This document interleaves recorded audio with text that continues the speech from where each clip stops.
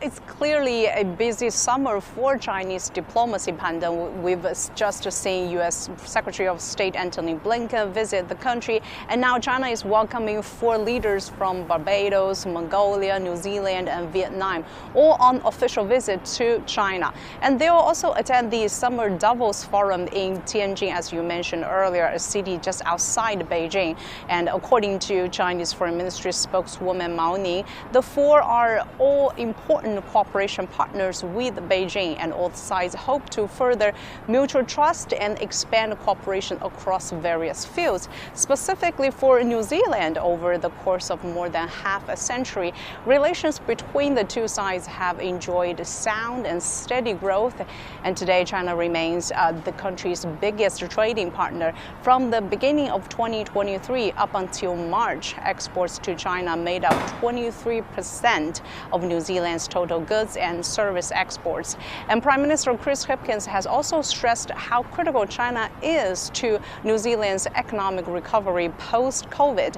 Before the pandemic, China was the country's second largest source of tourists and a significant source of international students. Well, this will be Prime Minister Hipkins' first visit to China since taking office. Well, leaders on both sides will hold an in-depth exchange of views on bilateral ties, including international and regional issues.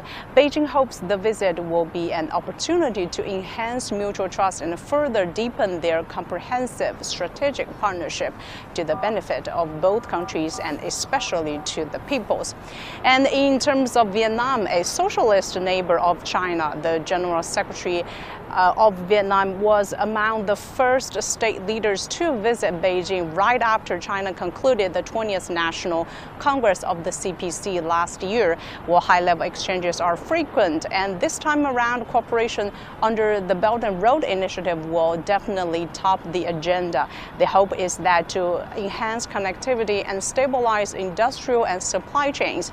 China has also resumed the cross-border electricity exports to Vietnam. It's the first time in 7 years and comes amid a recent power crunch in the Southeast Asian nations.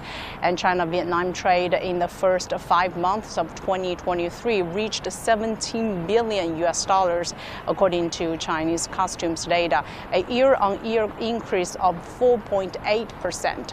Well, with all these frequent high-level exchanges between officials and business representatives since the start of 2023, experts say this shows Beijing's willingness to continue to open up and to the outside world.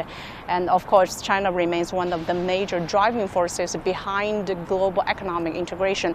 And recent initiatives from Beijing shows it remains committed to continue this trend.